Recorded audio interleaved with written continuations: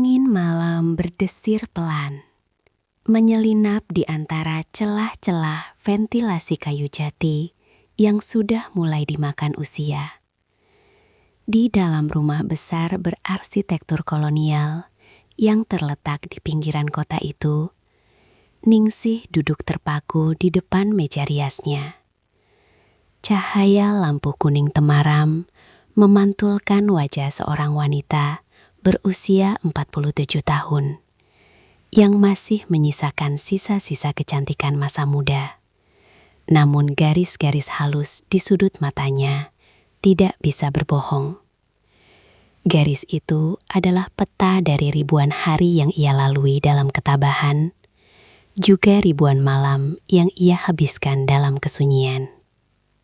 Sudah 5 tahun sejak suaminya, satu-satunya tempatnya bersandar, dipanggil oleh Sang Pencipta. Sejak hari pemakaman itu, rumah ini bukan lagi sebuah tempat berteduh yang hangat, melainkan sebuah kotak besar berisi kenangan yang kadang terasa mencekik.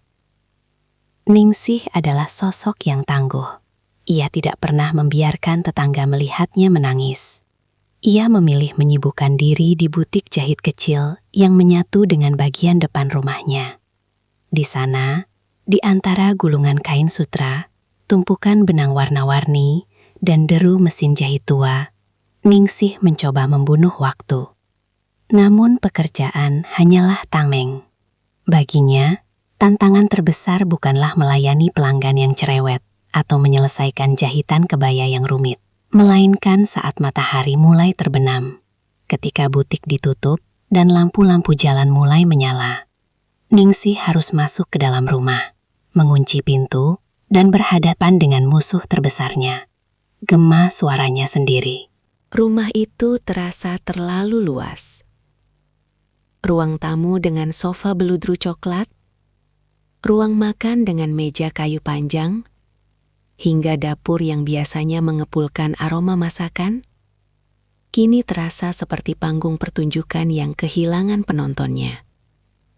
Ningsih seringkali sengaja membiarkan televisi di ruang tengah menyala tanpa henti. Bukan untuk ditonton, melainkan hanya agar ada suara manusia yang memecah keheningan. Ia butuh suara itu untuk meyakinkan dirinya bahwa ia belum sepenuhnya hilang dalam kesepian. Anak-anak sudah punya hidup sendiri, Ningsih. Kamu harus kuat, bisiknya pada bayangannya di cermin. Anak sulungnya, seorang perempuan yang sangat ia cintai, kini tinggal di apartemen mewah di pusat kota bersama suaminya. Meskipun jaraknya tidak terlalu jauh, kesibukan dunia modern seringkali hanya menyisakan waktu bagi mereka untuk mampir sebentar di akhir pekan.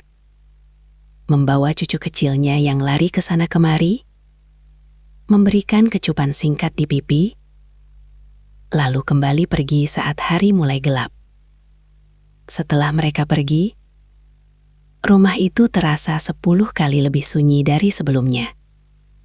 Anak keduanya tinggal lebih jauh lagi.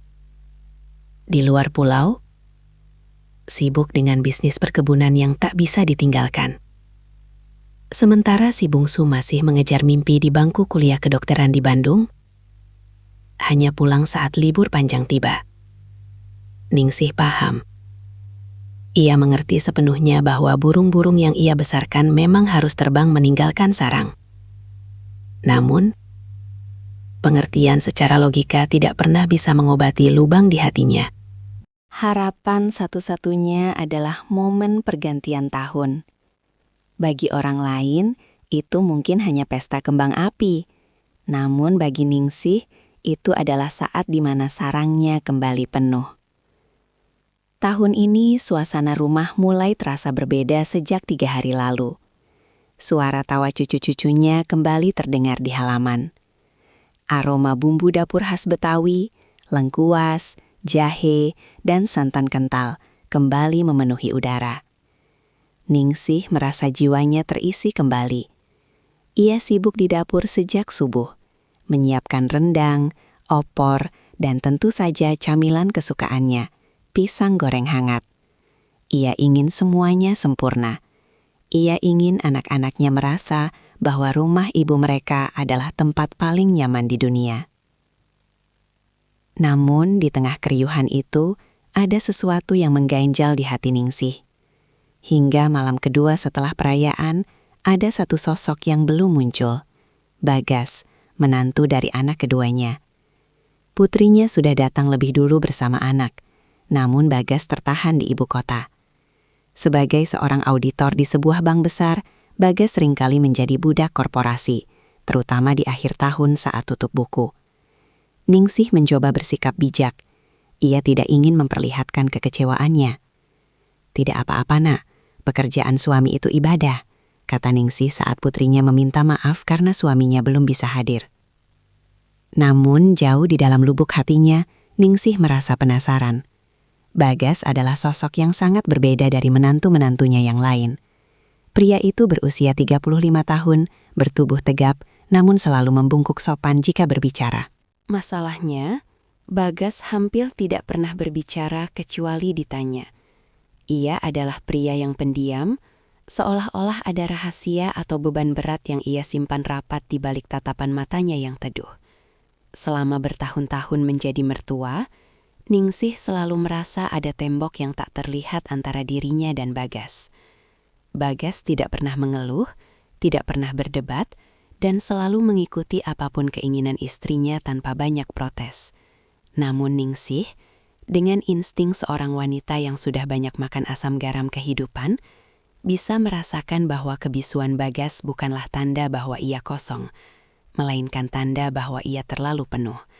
Penuh oleh sesuatu yang tidak tahu bagaimana cara mengeluarkannya. Malam semakin larut. Di luar, suara sisa-sisa kembang api sesekali masih terdengar di kejauhan. Anak-anak Ningsih sudah mulai masuk ke kamar masing-masing setelah seharian bercengkrama. Ningsih sendiri masih duduk di ruang tengah, menatap jam dinding yang jarumnya berdetak seirama dengan detak jantungnya yang gelisah. Rumah ini kembali sunyi secara perlahan, satu persatu lampu kamar dipadamkan. Ningsih menghela napas panjang. Ia bangkit dari duduknya, merapikan toples-toples kue kering yang isinya sudah berkurang setengah. Ia merasa senang melihat rumahnya ramai, namun ia juga tahu bahwa keramaian ini hanya pinjaman. Dalam beberapa hari, mereka semua akan pergi lagi, dan ia akan kembali menjadi janda tua yang menunggu telepon dari anak-anaknya. Tiba-tiba, suara deru mobil terdengar di halaman depan. Lampu sorot mobil menembus kaca jendela ruang tamu, menyapu dinding-dinding kayu jati dengan cahaya putih yang tajam. Ningsih menoleh, jantungnya berdebar sedikit lebih cepat. Itu Bagas. Akhirnya dia sampai. Ningsih bergegas menuju pintu depan, merapikan daster batiknya yang sedikit kusut. Saat pintu dibuka, udara dingin malam langsung menyergap kulitnya. Di sana, di bawah lampu teras yang temaram, Bagas berdiri sambil membawa tas pundak kecil. Wajahnya tampak sangat kuyu, matanya merah karena kekelahan, dan ada garis kekelahan yang sangat dalam di keningnya. "Selamat malam, Bu. Maaf Bagas baru sampai." Suara Bagas terdengar rendah, hampir seperti bisikan yang pecah. Ningsih menatap menantunya itu. Ada dorongan aneh di dalam hatinya untuk memeluk pria itu, bukan sebagai mertua, melainkan sebagai sesama jiwa yang tampak sedang memikul beban dunia di bahunya. Namun, Ningsih hanya tersenyum hangat, senyum seorang ibu mertua yang bijak. "Masuk, Gas. Makan dulu. Ibu punya pisang goreng dan kopi kalau kamu mau," jawab Ningsih. Bagas hanya tersenyum tipis, senyum yang sangat kaku. Ia mengangguk pelan, lalu melangkah masuk ke dalam rumah. Ningsih menutup pintu jati yang berat itu, menguncinya rapat-rapat. Ia tidak tahu bahwa dengan mengunci pintu itu, ia juga baru saja mengunci dirinya sendiri dalam sebuah rangkaian kejadian yang akan mengubah hidupnya selamanya. Di ruang tengah yang remang-remang itu, Gema sunyi yang tadi ia takuti perlahan menghilang, digantikan oleh kehadiran sosok pria yang diam-diam menyimpan badai di dalam dadanya. Dan di malam yang dingin itu, benih dari sebuah rahasia besar mulai tertanam di balik dinding rumah jati milik Ningsih. Malam kelima setelah puncak perayaan Tahun Baru, biasanya membawa suasana melankolis di rumah Ningsih. Keriuhan yang sebelumnya memuncak, kini mulai menyusut, menyisakan tumpukan piring kotor dan sisa-sisa bungkusan kado yang berserakan. Anak sulungnya sudah kembali ke kota sejak kemarin, sementara anak bungsunya asyik dengan dunianya sendiri di dalam kamar, telentang menatap layar ponsel. Rumah besar itu kembali perlahan menuju keheningan alaminya. Sebuah kesunyian yang bagi Ningsih terasa seperti sahabat lama yang tak diinginkan. Di tengah suasana yang mulai mendingin itu, kehadiran Bagas menjadi satu-satunya dinamika yang tersisa. Sejak kedatangannya yang larut malam tempo hari, Bagas seolah-olah melebur menjadi bayangan. Ia bangun pagi-pagi sekali, membantu menyapu halaman tanpa diminta. Lalu duduk di pojok teras dengan segelas kopi yang dibiarkan dingin. Sementara matanya menatap kosong ke arah kebun mangga di samping rumah.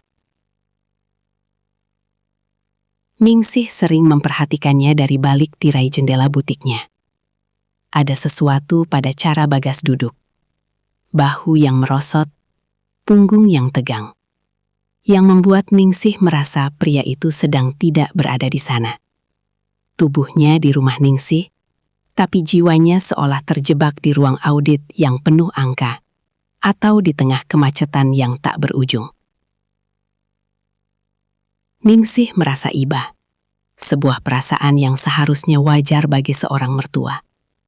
Namun ada bumbu penasaran yang mulai merayap di benaknya. Dia pria yang baik, tapi seperti ada sesuatu yang patah di dalamnya. Gumam Ningsih sambil menusukkan jarum ke kain bludur hitam yang sedang ia kerjakan. Malam itu, jam dinding jati di ruang tengah berdentang 12 kali.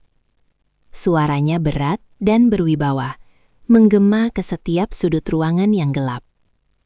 Ningsih terbangun dari tidurnya, bukan karena suara jam, tapi karena rasa haus yang mendesak dan gelisah yang tak kunjung padam.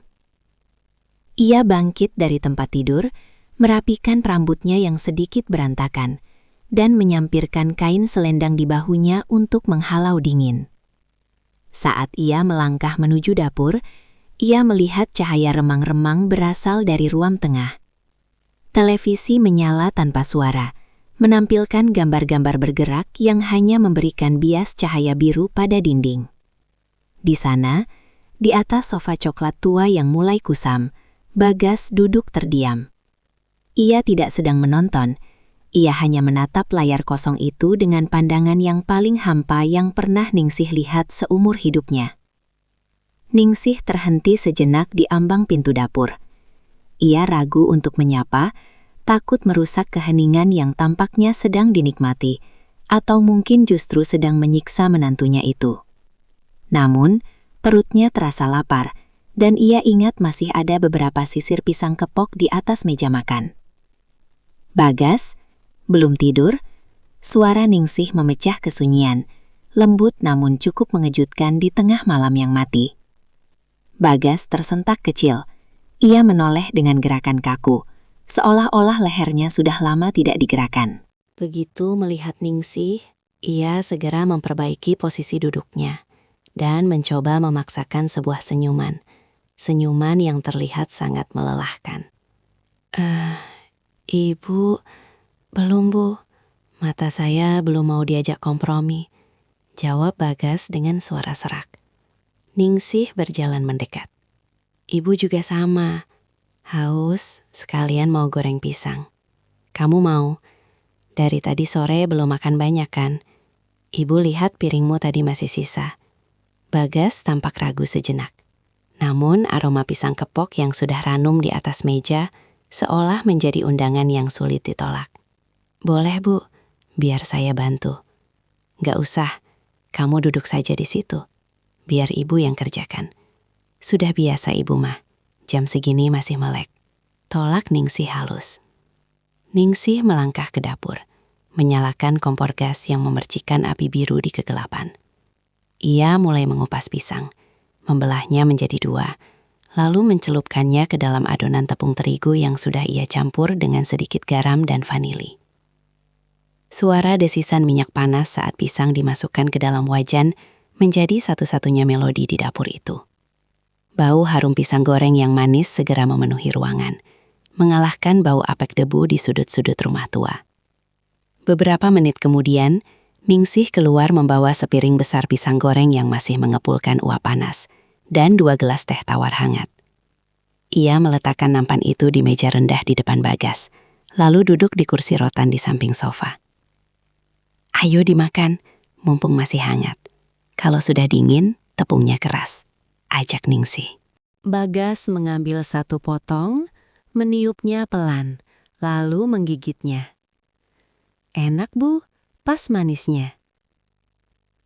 Mereka makan dalam diam selama beberapa saat. Hanya terdengar bunyi renyah dari tepung yang digigit dan detak jam dinding yang seolah semakin nyaring karena tidak ada suara lain. Ningsih memperhatikan Bagas dari sudut matanya. Di bawah cahaya televisi yang redup, Bagas terlihat lebih muda, namun juga lebih rapuh. Ada garis-garis kehitaman di bawah matanya, tanda dari malam-malam panjang yang dilewati tanpa istirahat yang cukup. Kerjaan di kantor berat sekali ya, Gas. Ningsih membuka percakapan dengan hati-hati. Ia tahu pria pendiam seperti Bagas butuh pancingan yang lembut untuk bisa bicara. Bagas menghela napas panjang, sebuah napas yang terdengar seperti beban bertonton sedang diangkat sejenak dari dadanya. Begitulah Bu, akhir tahun selalu jadi masa yang paling gila. Semua angka harus benar, semua laporan harus beres. Tekanannya bukan cuma dari atasan, tapi dari rasa takut kalau ada yang salah. Ia berhenti sejenak, menyesap teh hangatnya. Terkadang saya merasa hidup saya ini cuma deretan angka-angka Bu. Pergi pagi saat anak-anak masih tidur, pulang malam saat mereka sudah di alam mimpi. Di kantor dikelilingi kertas, di rumah kadang saya merasa asing di rumah sendiri. Ningsih terdiam. Kalimat terakhir Bagas seolah menghantam tepat di ulu hatinya. Asing di rumah sendiri? Bukankah itu yang ia rasakan selama 5 tahun ini? Meski ini adalah rumahnya, rumah tempat ia membesarkan anak-anaknya, ia seringkali merasa seperti tamu di sebuah bangunan kosong yang luas. Ibu mengerti, bisik Ningsih. Suaranya sedikit bergetar. Ibu sudah 5 tahun tinggal di sini sendirian. Kadang ibu bicara sama mesin jahit cuma supaya telinga ibu dengar suara manusia. Kesepian itu, dia tidak peduli kita punya uang atau punya keluarga. Dia cuma tahu cara masuk dan tinggal di dalam hati. Bagas menoleh, menatap mertuanya dengan tatapan yang berbeda dari sebelumnya. Selama ini ia melihat Ningsih sebagai sosok ibu mertua yang tegar, janda tangguh yang mandiri.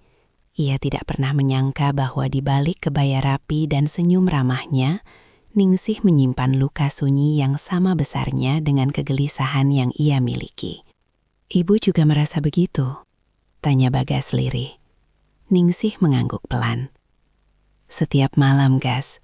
Setiap malam ibu duduk di sini, menonton televisi yang ibu sendiri tidak tahu ceritanya tentang apa, cuma supaya rumah ini tidak terasa seperti kuburan. Momen itu menjadi titik balik. Di antara aroma pisang goreng dan teh tawar, tembok es yang selama ini memisahkan mertua dan menantu itu mulai retak. Bagas tidak lagi merasa perlu menjaga jarak profesional sebagai menantu yang sopan. Ia merasa menemukan seseorang yang benar-benar bisa mendengar frekuensi kesedihannya. Kadang aku iri sama ibu, kata Bagas. Kini ia tidak lagi menggunakan kata ganti saya yang kaku. Ibu punya butik, punya kesibukan yang ibu cintai. Aku cuma melakukan apa yang orang harapkan dari aku. Jadi suami yang cari uang, jadi ayah yang bertanggung jawab. Tapi aku lupa gimana caranya jadi diri sendiri. Ningsih bergeser duduknya, sedikit lebih dekat ke arah sofa tempat Bagas berada. Ia bisa mencium aroma parfum maskulin Bagas yang samar bercampur dengan bau keringat sisa perjalanan. Ada dorongan naluriah untuk menyentuh bahu pria itu, untuk memberikan kekuatan, seperti yang ia lakukan pada anak-anaknya dahulu. Hidup memang sering memaksa kita jadi orang lain, Gas, jawab Ningsih lembut. Tapi malam ini, di rumah ini, kamu tidak perlu jadi auditor. Kamu tidak perlu jadi menantu yang sempurna. Kamu cuma Bagas. Bagas menatap Ningsih. Mata wanita itu berkaca-kaca, memantulkan cahaya TV yang membuat matanya terlihat bersinar di kegelapan. Untuk pertama kalinya, Bagas melihat Ningsih bukan sebagai ibu dari istrinya, melainkan sebagai seorang wanita yang hangat, yang penuh pengertian, dan yang sama seperti dirinya, sedang sangat merindukan sentuhan manusia. Keheningan malam itu kini terasa berbeda, tidak lagi mencekam, melainkan terasa intim dan berbahaya.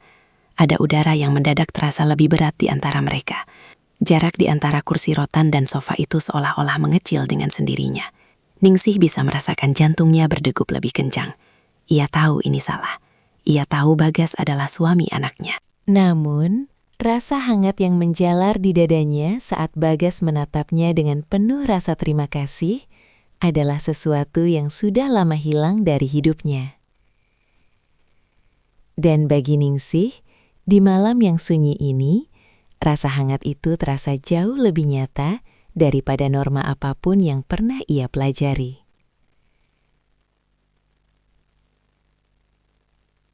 Malam kelima itu baru saja dimulai, dan di ruang tengah yang remang-remang, rahasia besar itu mulai mengulurkan akarnya. Di ruang tengah yang remang-remang itu, waktu seolah berhenti berputar. Sepiring pisang goreng yang tadi mengepulkan uap panas, kini mulai mendingin. Namun udara di sekitar Ningsih dan Bagas justru terasa semakin memanas. Televisi masih menyiarkan gambar-gambar tanpa suara, membiarkan cahaya biru dan putih menari-nari di wajah mereka bergantian, menciptakan bayangan yang dramatis pada dinding-dinding kayu jati. Bagas menghela napas panjang. Sebuah suara yang terdengar begitu berat di tengah keheningan malam yang mati. Ia menatap gelas teh tawarnya yang tinggal separuh, seolah mencari jawaban atas kegelisahan hidupnya di dalam genangan air coklat itu. Ibu tahu tidak, suara Bagas memecah kesunyian, lebih rendah dan lebih parau dari sebelumnya. Di kantor, semua orang menganggap saya mesin. Di rumah, istri saya menganggap saya bank berjalan. Kadang saya ingin sekali berteriak, bertanya pada diri sendiri, lalu Bagas itu siapa?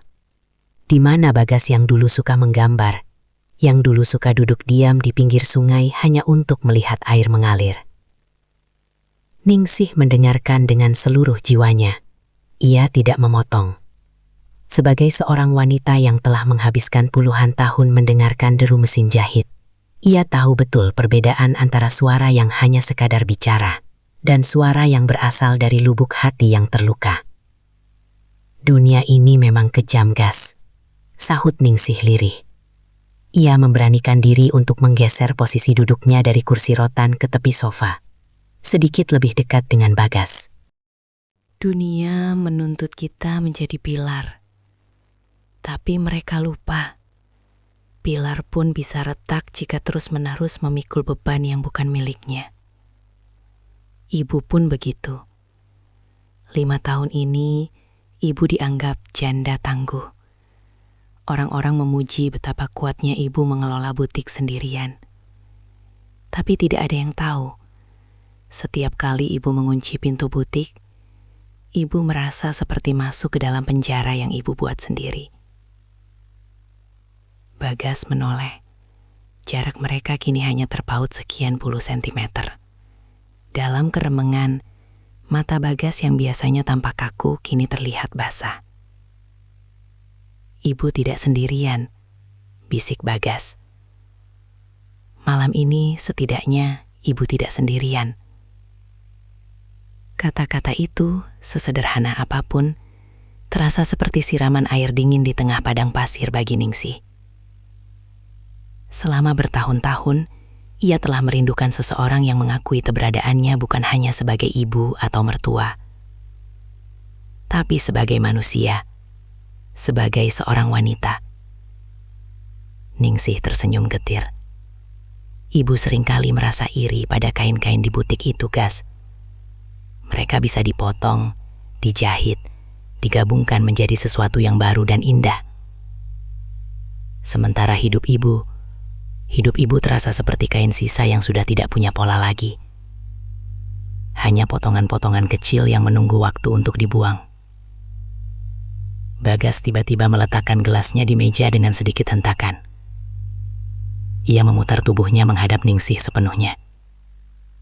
"Jangan bicara begitu, Bu. Ibu adalah satu-satunya orang di rumah ini yang membuat aku merasa benar-benar pulang. Istriku." Dia baik, tapi dia terlalu sibuk dengan dunianya, dengan standar hidupnya, dengan anak-anak. Hanya ibu yang bertanya bagaimana kabarku.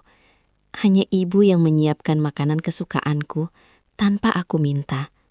Tangan Bagas yang besar dan kasar karena kerja keras bergerak ragu-ragu di atas sofa, lalu tanpa sadar menyentuh jemari Ningsih yang sedang meremas kain selendangnya.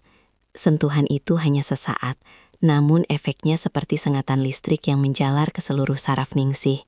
Jantungnya berdebar kencang, sebuah sensasi yang ia pikir sudah mati terkubur bersama suaminya. Ningsih tidak menarik tangannya. Itu adalah kesalahan pertamanya. "Bagas, kita tidak seharusnya," bisik Ningsih, namun kalimatnya menggantung di udara.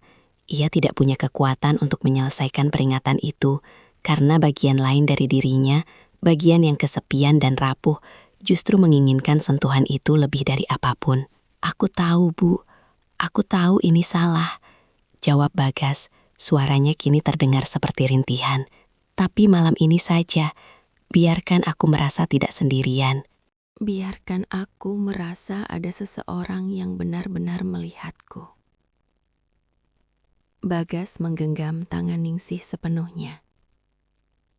Tangan Ningsih terasa dingin. Namun bagi Bagas, itu adalah pelabuhan paling hangat yang pernah ia temukan dalam waktu lama. Ningsih menatap wajah menantunya itu. Di bawah cahaya TV yang redup, wajah Bagas terlihat penuh duka yang sangat dalam. Ningsih merasakan dorongan keibuan bercampur dengan sesuatu yang jauh lebih gelap dan mendalam. Ia mengangkat tangannya yang lain, lalu dengan lembut mengusap pipi Bagas.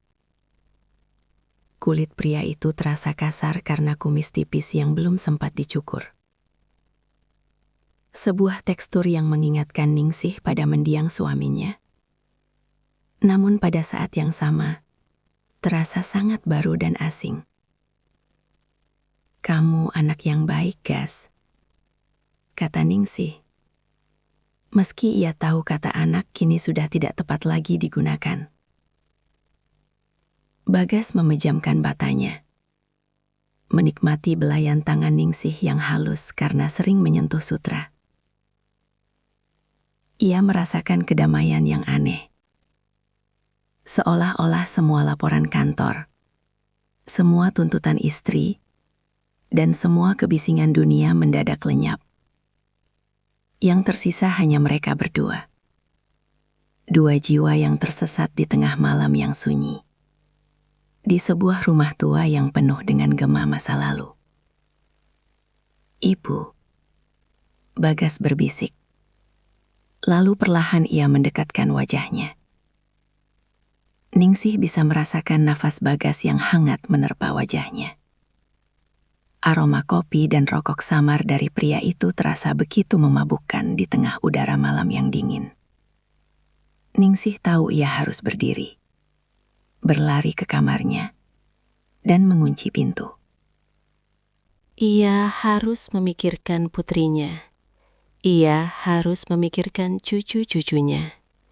Ia harus memikirkan martabatnya sebagai seorang janda terhormat.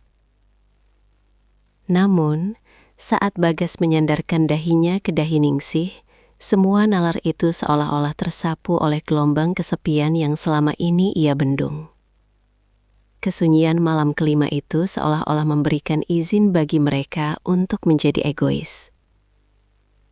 Di rumah yang gelap ini, di mana semua orang terlelap, mereka merasa seolah dunia telah melupakan mereka.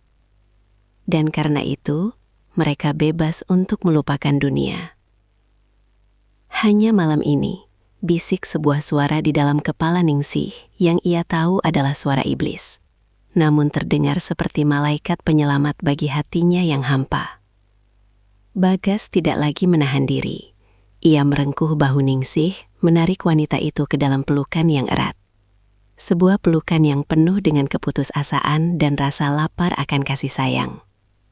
Ningsih membalas pelukan itu, membenamkan wajahnya di dada Bagas, menghirup aroma maskulin yang selama ini hanya ia bayangkan dalam mimpi-mimpi sunyinya. Di luar, jam dinding berdentang 1 kali, menandakan waktu telah melewati tengah malam. Di dalam ruang tengah itu, garis yang memisahkan mertua dan menantu telah benar-benar lumat. Luka yang terbuka itu tidak lagi berdarah, melainkan mulai saling bertautan, mencari penyembuhan di tempat yang paling salah. Pisang goreng di atas meja kini sudah dingin sepenuhnya, tak lagi dihiraukan. Televisi masih menyala, menampilkan titik-titik statis setelah siarannya berakhir. Menjadi satu-satunya saksi bisu atas sebuah pengkhianatan yang lahir dari rahim kesepian yang paling kelam. Malam itu, di bawah atap rumah jati yang megah, Ningsih dan Bagas telah melangkah masuk ke dalam sebuah labirin tanpa jalan keluar. Dunia seolah-olah kehilangan warnanya saat fajar mulai mengintip dari balik tirai jendela jati. Cahaya keabu-abuan yang dingin merayap masuk, menyinari butiran debu yang menari di udara ruang tengah, seolah mengejek kekacauan yang baru saja terjadi. Ningsih terbangun dengan sentakan jantung yang menyakitkan. Ia masih berada di sofa coklat itu, namun segalanya telah berubah.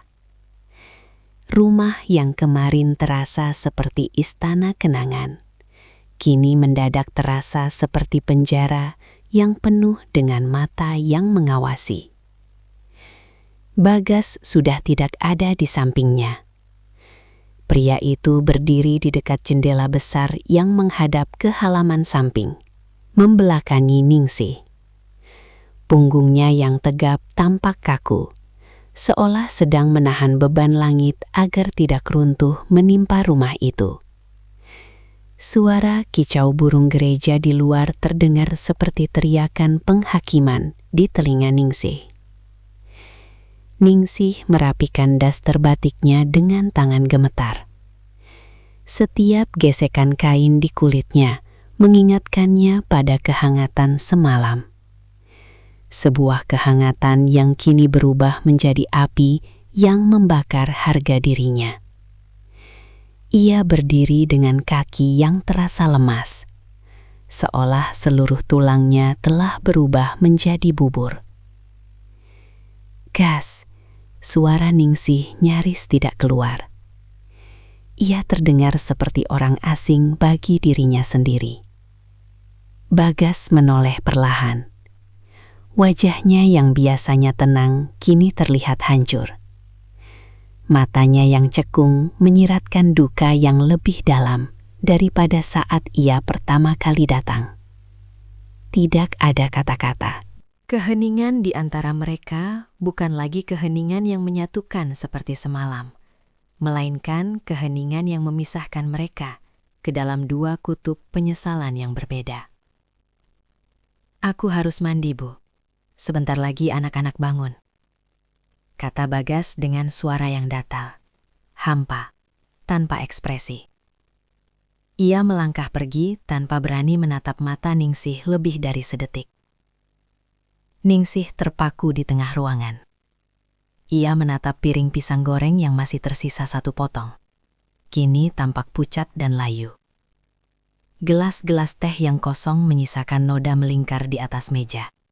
Saksi bisu betapa cepatnya martabat seorang manusia bisa luluh lantak hanya karena satu malam kesepian yang tak terkendali. "Ya Tuhan, apa yang sudah aku lakukan?"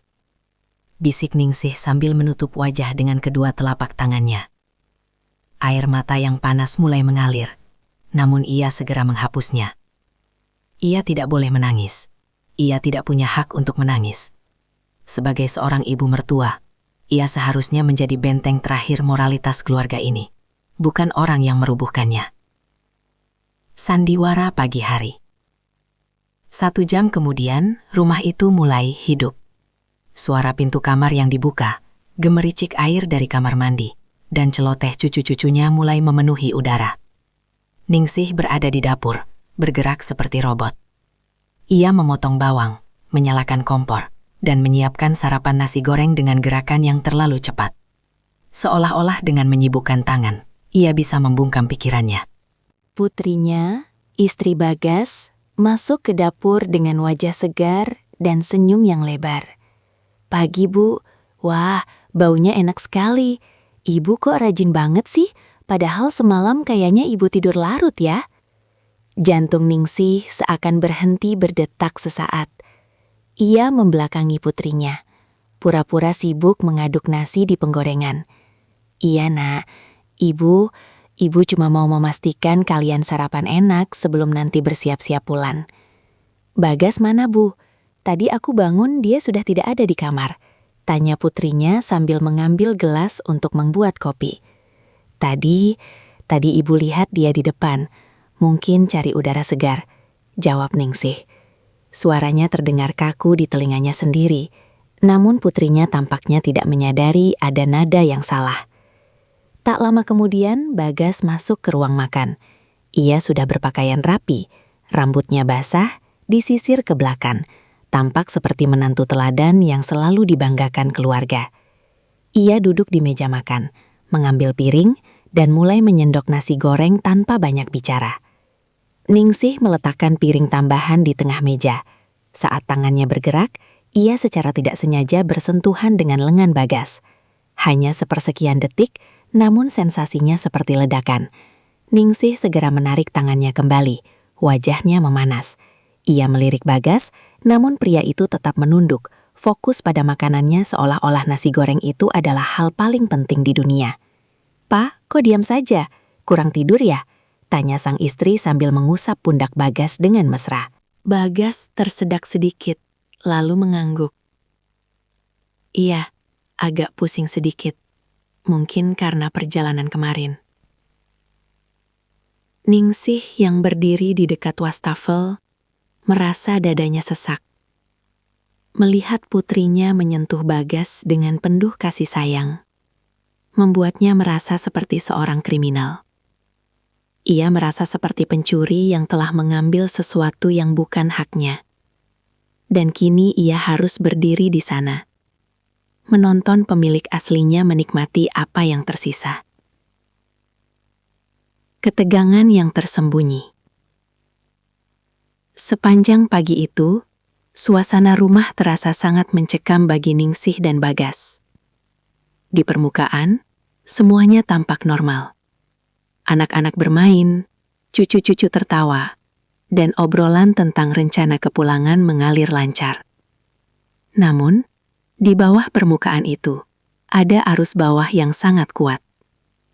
Setiap kali mata Ningsih dan Bagas tidak sengaja bertemu, ada percikan ketegangan yang membuat udara seolah-olah berlistrik. Ada rahasia besar yang menggantung di antara mereka. Sebuah rahasia yang jika meledak, akan menghancurkan hidup semua orang yang ada di ruangan itu. Ningsih berusaha keras untuk tidak menunjukkan gelagat aneh. Ia berbicara lebih banyak dari biasanya, tertawa pada lelucon cucunya dengan sedikit terlalu keras, dan terus-menerus bergerak. Ia takut, jika ia diam barang sedetik saja, wajahnya akan mengkhianati perasaannya. Ia takut orang-orang akan melihat sisa-sisa malam itu di matanya yang sembab. Sementara itu, Bagas kembali ke sifat aslinya, pendiam. Namun kali ini, pendiamnya terasa berbeda. Ia bukan lagi pendiam karena lelah atau tertutup, melainkan pendiam karena takut. Ia menghindari kontak mata dengan Ningsih sebisa mungkin. Namun, justru itulah yang membuat suasana semakin aneh bagi Ningsih.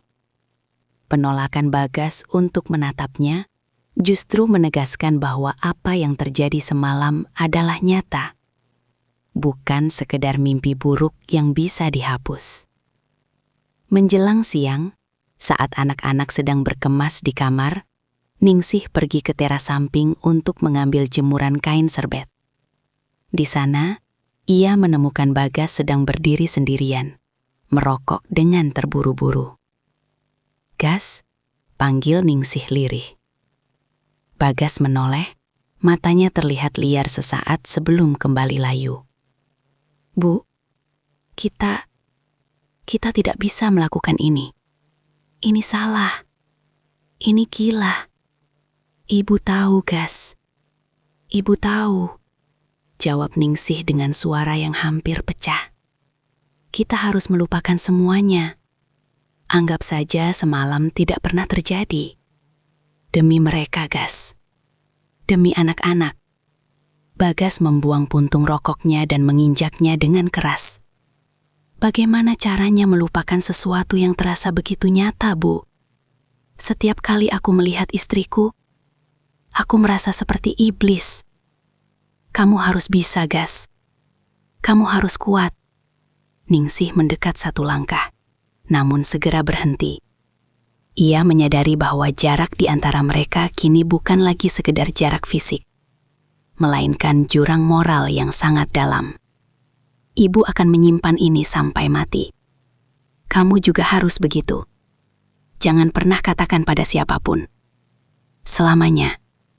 Bagas hanya menatap Ningsih dengan pandangan yang penuh penderitaan. Ia ingin berkata sesuatu, mungkin sebuah permintaan maaf, atau mungkin sebuah pengakuan bahwa ia tidak menyesal sepenuhnya. Namun, suara putrinya yang memanggil dari dalam rumah memutus momen itu. "Pah, tolong bantu angkat kopar."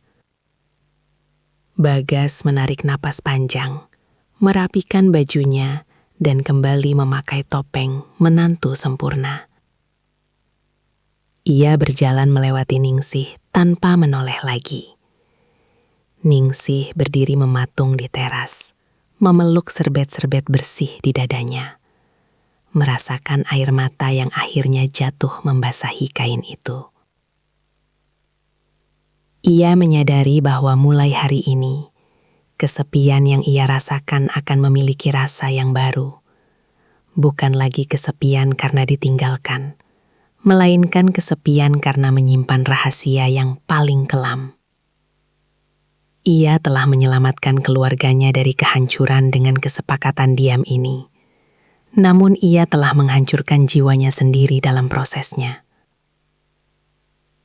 Ambang jurang itu masih ada di sana, menganga lebar. Dan Ningsih tahu, meskipun ia tidak jatuh ke dalamnya, ia akan selamanya berdiri di tepiannya, menatap kegelapan yang ia buat sendiri.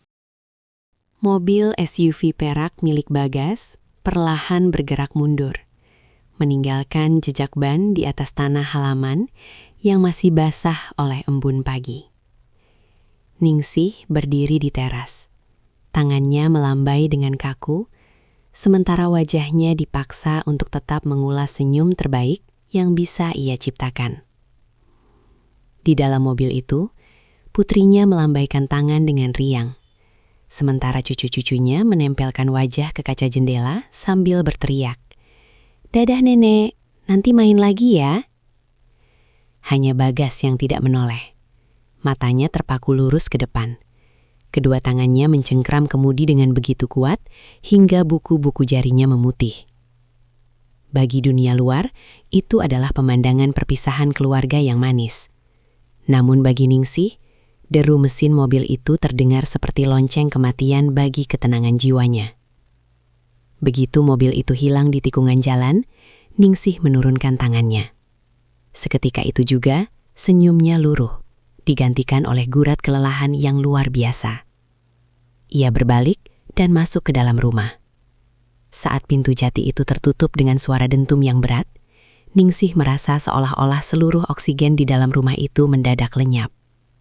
Rumah itu kembali sunyi. Namun, ini bukan sunyi yang biasa ia kenal. Bukan lagi sunyi yang kosong, melainkan sunyi yang berisik oleh tuduhan. Setiap sudut ruangan seolah-olah memiliki mata dan mulut yang berbisik, menghakiminya atas apa yang terjadi di sofa ruang tengah beberapa jam yang lalu. Saksi bisu yang menghakimi. Ningsih berjalan menuju ruang tengah dengan langkah terseret. Ia menatap sofa coklat itu. Di matanya, sofa itu kini tampak seperti monumen dosa. Ia bisa melihat bayangan dirinya dan Bagas di sana. Dua manusia yang kalah oleh kerapuhan. Dengan gerakan kasar, Ningsih mengambil bantal sofa yang sedikit miring dan menepuk-nepuknya dengan tenaga berlebih. Seolah-olah dengan merapikannya, ia bisa menghapus sisa-sisa keberadaan mereka di sana. Ia kemudian bergegas ke dapur. Ia mencuci piring-piring sisa sarapan dengan gerakan yang kalap. Sabun berbusa melimpah. Air mengucur deras. Namun tidak ada yang bisa membersihkan rasa kotor yang ia rasakan di balik kulitnya sendiri. Astaghfirullah. Astaghfirullah. Bisiknya berulang-ulang. Suaranya pecah, beradu dengan denting piring yang beradu dengan wastafel. Setiap kali ia memejamkan mata, ia melihat wajah putrinya. Putrinya yang begitu bangga padanya. Putrinya yang selalu berkata, "Ibu adalah inspirasiku. Aku ingin setegar ibu." Kata-kata itu kini terasa seperti belati yang dihunuskan tepat ke jantungnya. Ia merasa seperti serigala berbulu domba yang baru saja memangsa kebahagiaan anaknya sendiri dalam satu malam kegilaan. Candu yang menyesakan. Namun, di tengah rasa jijik pada dirinya sendiri, ada sisi gelap di hati Ningsih yang menolak untuk melupakan. Ingatan tentang bagaimana Bagas menatapnya, bagaimana pria itu mendengarkan keluh kesahnya, seolah dia adalah wanita paling penting di dunia, masih memberikan kehangatan yang sisa-sisanya masih tertinggal di dadanya. Itulah yang paling menyiksa Ningsih.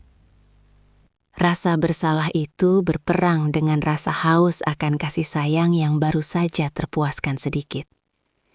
Ia membenci dirinya sendiri karena merindukan getaran itu.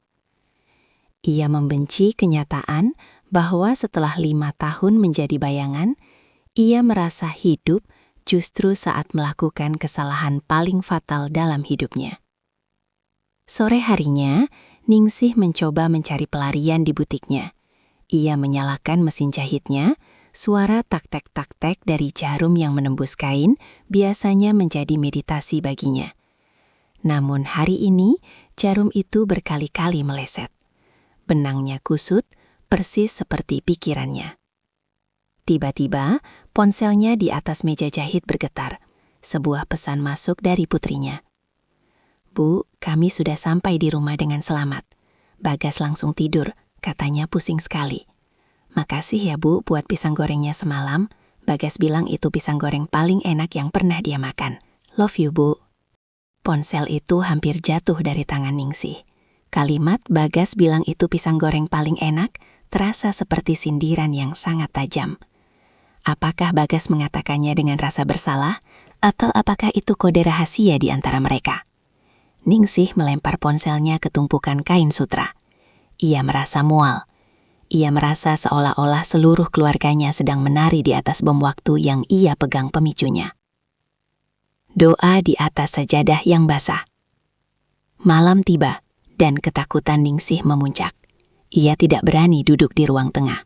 Ia mengunci diri di kamar, menyalakan lampu seterang mungkin, seolah-olah cahaya bisa mengusir bayang-bayang dosa.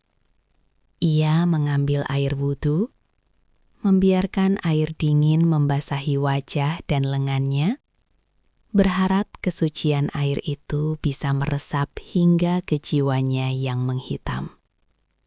Ia membentangkan sajadah, mengenakan mukena putihnya, dan mulai bersujud. Dalam sujud yang panjang itu, pertahanannya runtuh. Ningsih terisak hingga bahunya berguncang hebat. Di atas kain sajadah itu, ia mengadu pada Sang Pencipta. Ya Allah, hamba adalah wanita yang lemah. Hamba tersesat dalam kesepian hamba sendiri. Cabutlah rasa ini ya Allah.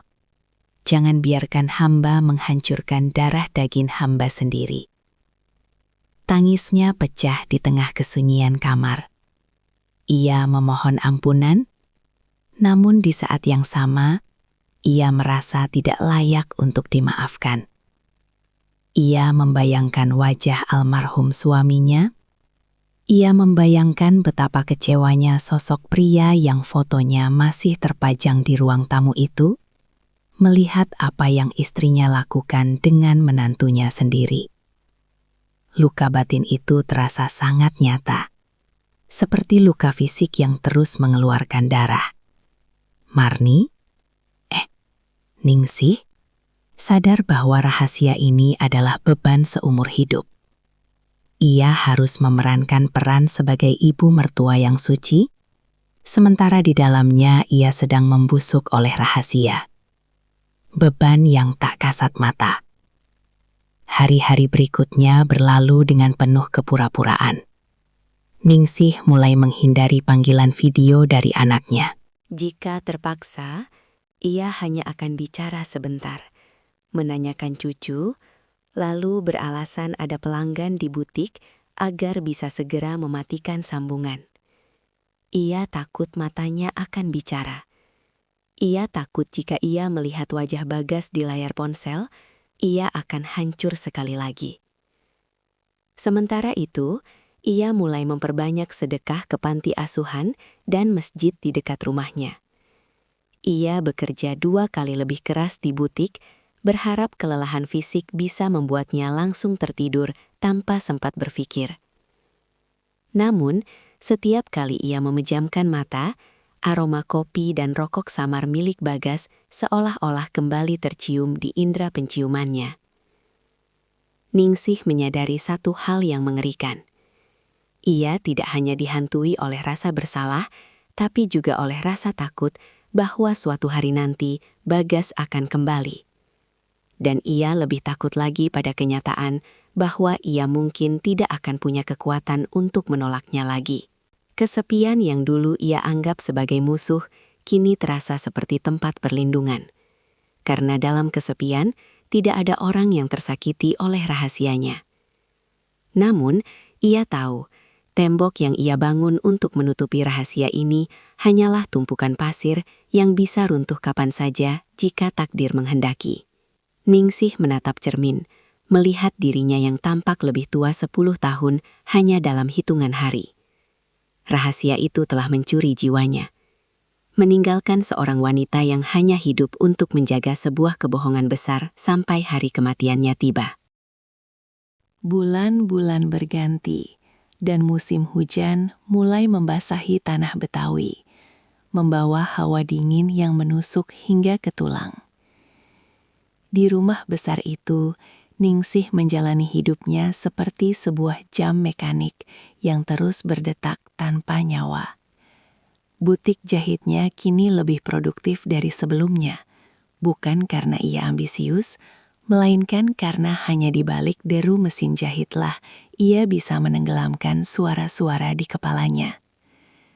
Setiap helai kain yang ia jahit seolah-olah adalah usaha untuk menambal lubang besar di jiwanya. Namun, ia tahu beberapa luka tidak bisa ditutup dengan benang sekuat apapun. Rahasia malam tahun baru itu tidak pernah terucap lagi. Antara Ningsih dan Bagas tercipta sebuah kesepakatan diam yang lebih kokoh daripada tembok beton. Mereka adalah dua orang yang saling berbagi kematian di dalam diri mereka masing-masing. Pertemuan yang menyakitkan. Ujian terberat datang saat Idul Fitri tiba, beberapa bulan setelah kejadian itu. Rumah Ningsih kembali penuh. Anak-anaknya pulang, termasuk putri keduanya bersama Bagas dan cucu-cucu mereka. Ningsih harus mengenakan topeng paling sempurna yang pernah ia buat. Ia memasak ketupat, menyiapkan rendang, dan tersenyum menyalami tetangga, seolah-olah ia adalah janda paling suci di lingkungan itu. Saat Bagas melangkah masuk ke rumah, suasana mendadak terasa hampa bagi Ningsih. Pria itu tampak lebih kurus, rambutnya sedikit memutih di bagian samping, dan matanya kini memiliki kedalaman duka yang permanen. Pertemuan yang menyakitkan. Ketika tiba giliran Bagas untuk sungkem, mencium tangan Ningsih sebagai mertuanya, seluruh tubuh Ningsih menegang. Tangan mereka bersentuhan, singkat, namun rasanya seperti aliran listrik yang membakar. Bagas menundukkan kepala sangat dalam. Suaranya bergetar saat mengucapkan kalimat formal. Mohon maaf lahir dan batin, Bu. Maafkan semua kesalahan Bagas. Ningsih menatap ubun-ubun menantunya itu. Air matanya hampir jatuh, bukan karena haru kemenangan Idul Fitri, melainkan karena ironi yang begitu pahit. Iya, Gas. Ibu juga minta maaf. Semua sudah Ibu maafkan. Semoga kita semua bisa menjadi orang yang lebih baik. Jawab Ningsih dengan suara yang hampir tercekat di tenggorokan. Di ruang tamu, di depan anak dan cucunya, mereka adalah mertua dan menantu yang saling menghormati. Namun di dalam batin, mereka adalah dua orang asing yang terikat oleh rantai dosa yang tak terlihat. Bagas tidak pernah lagi berlama-lama di dapur atau ruang tengah. Ia lebih banyak menghabiskan waktu bermain dengan anak-anaknya atau berpura-pura tidur lebih awal. Mereka saling menghindari, bukan karena benci, tapi karena melihat wajah satu sama lain adalah cara tercepat untuk memanggil kembali rasa bersalah yang menyesakkan dada. Penebusan yang sunyi. Tahun-tahun berlalu dengan cepat. Anak bungsu Ningsih lulus kuliah, putri sulungnya pindah ke luar negeri, dan Ningsih semakin menua. Rambutnya kini memutih sepenuhnya. Butiknya sudah ia tutup karena matanya tak lagi kuat melihat lubang jarum. Namun rumah itu tetap ia tinggali sendirian. Bagas, di sisi lain, berubah menjadi suami yang luar biasa perhatian. Ia seolah-olah mendedikasikan sisa hidupnya untuk menebus satu malam kesalahan itu. Ia tidak pernah lagi mengeluh pada istrinya. Ia menjadi ayah yang sangat hadir untuk anak-anaknya. Orang-orang melihat keluarga mereka sebagai teladan keluarga harmonis. Namun, setiap kali Bagas duduk sendirian di kantornya yang mewah, ia seringkali termenung menatap ke arah jendela, teringat pada aroma pisang goreng dan kehangatan yang pernah ia temukan di rumah mertuanya. Ningsih pun mencari jalannya sendiri. Ia menjadi lebih religius.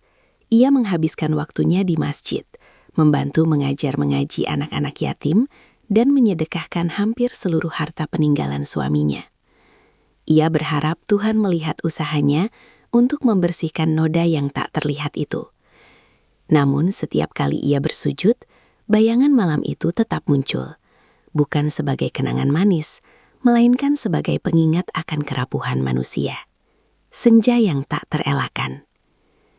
Suatu sore di usianya yang ke-65, Ningsih duduk di kursi rotan di teras samping, tempat ia dan Bagas pernah berbicara. Ia menatap matahari yang perlahan tenggelam, mewarnai langit dengan semburat jingga dan ungu yang megah. Tubuhnya mulai sering sakit-sakitan, dan ia tahu waktunya mungkin tidak lama lagi. Telepon genggamnya bergetar. Sebuah video call dari cucunya, yang kini sudah beranjak remaja. Di latar belakang, ia melihat Bagas sedang memanggang daging di halaman belakang rumah mereka. Tampak bahagia dikelilingi anak-anaknya. Bagas sempat menoleh ke kamera, melambaikan tangan, dan tersenyum tipis pada Ningsih. Ningsih membalas senyuman itu. Di momen itu, Ningsih menyadari sesuatu. Rahasia ini telah mengubah mereka menjadi orang yang lebih baik melalui cara yang sangat menyakitkan. Mereka menjadi lebih rendah hati, lebih waspada terhadap godaan, dan lebih menghargai keluarga, karena tahu betapa mudahnya semua itu dihancurkan. Rahasia ini akan mati bersamaku, bisik Ningsih pada angin senja. Ia tidak pernah menyesal telah memberikan kehangatan pada jiwa yang lapar malam itu. Namun, ia akan selamanya menyesali pengkhianatan yang menyertainya. Baginya, itu adalah salib yang harus ia panggul sendirian. Ia telah memilih untuk diam, membiarkan dirinya sendiri yang terbakar oleh api rasa bersalah, agar anak-anaknya tetap bisa hidup dalam cahaya kebahagiaan yang terang benderang. Penutup, Gema di Rumah Jati. Beberapa tahun kemudian, Ningsih berpulang dengan tenang di kamarnya. Saat pemakaman, Bagas berdiri paling depan di samping liang lahat. Ia membantu menurunkan jenazah mertuanya itu dengan tangan yang gemetar hebat. Saat tanah mulai menutupi papan kayu, Bagas membisikkan doa yang tidak didengar oleh siapapun, kecuali tanah dan Tuhan. Terima kasih, Bu. Terima kasih sudah menjaga rahasia ini. Dan maafkan aku, isaknya pelan, tertutup oleh suara talqin yang dibacakan Ustadz. Rumah jati itu akhirnya dijual. Barang-barang di dalamnya dibagikan atau dibuang. Sofa coklat di ruang tengah berakhir di gudang barang bekas. Kain-kain di butik disumbangkan. Fisik dari malam itu telah lenyap sepenuhnya. Namun di dalam hati Bagas, dan di dalam gema sunyi rumah-rumah yang mereka tinggali, kisah itu tetap ada. Sebuah pengingat abadi bahwa kesepian adalah kekuatan yang sangat besar. Ia bisa meruntuhkan gunung moralitas, namun ia juga bisa menjadi rahim bagi penebusan yang paling sunyi. Kisah Ningsih dan Bagas terkubur dalam-dalam di bawah tanah pemakaman yang tenang, menjadi sebuah rahasia besar yang takkan pernah terungkap oleh dunia, namun akan selalu diingat oleh Tuhan, sebagai bagian dari drama kehidupan manusia yang penuh dengan celah dan cinta yang salah arah.